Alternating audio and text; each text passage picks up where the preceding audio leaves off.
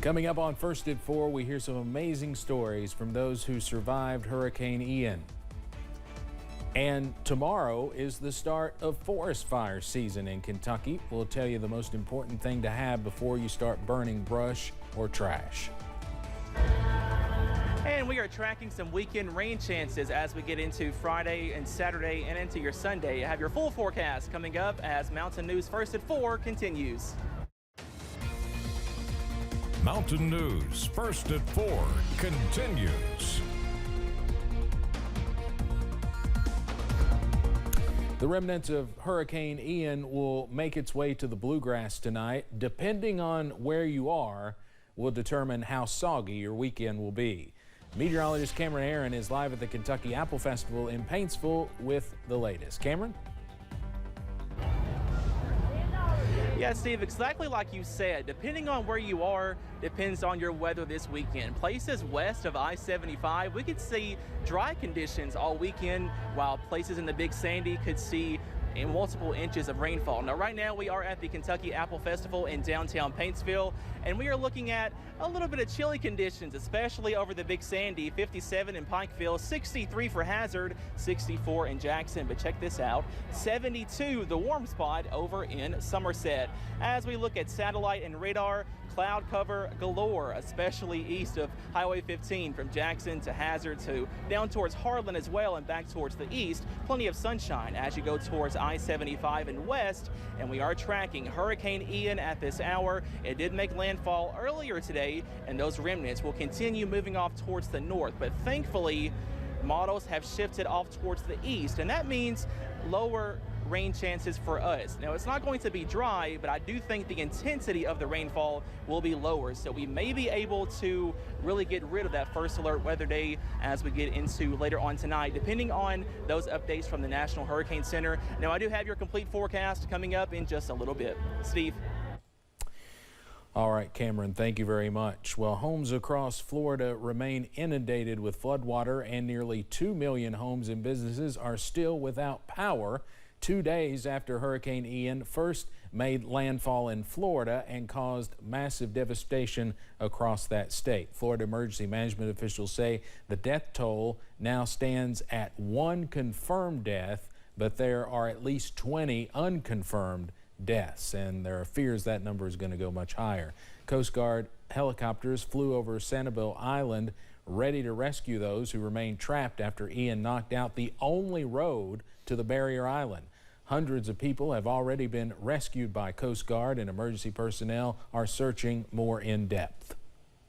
You see the really troubling images of a washed out home on the Fort Myers beach.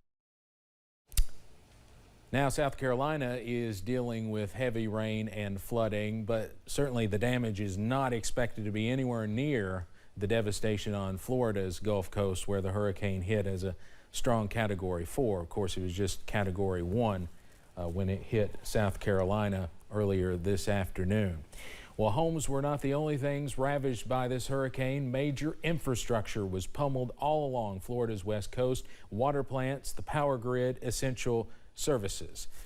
Sounds eerily familiar to what we dealt with a couple months ago. We are also hearing about some remarkable stories from those who survived the hurricane. CBS's Manuel Bajorquez has more on that. The water was, you couldn't see inside the truck beds. You could see the top of the truck. The Mercedes was hidden. Spencer Moomey said he feared for his life as Hurricane Ian's floodwaters quickly overwhelmed his family's home in Fort Myers. He said he and his brother used mattresses and coolers as flotation devices to get family members, including his grandmother and 2 young daughters, to safety.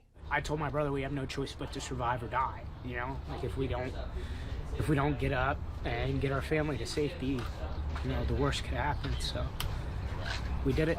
They fled to the attic where he and his family took shelter as the storm rattled loudly outside. Poor grandma, Annie baby.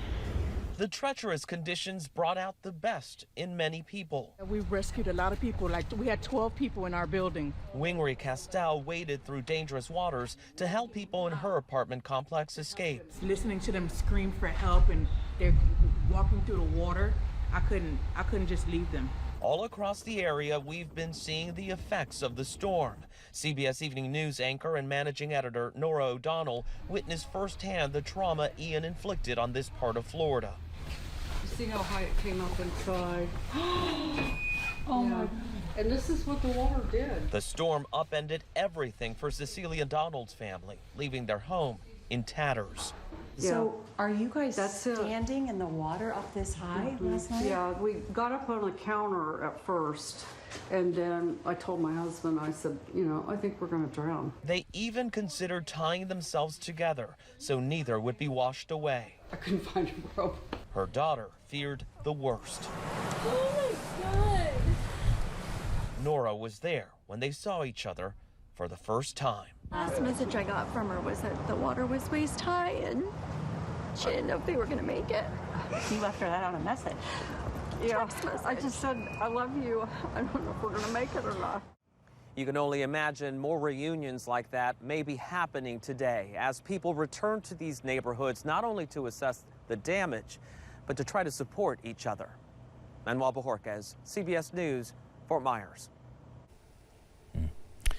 A man from Mount Sterling is surveying the damage outside his Florida home. We told you earlier this week, Jeffrey Reeves was riding out his first hurricane. Reeves lives in the Tampa area and moved to the Sunshine State about 8 months ago. Reeves said he did what he could to prepare his home for the storm.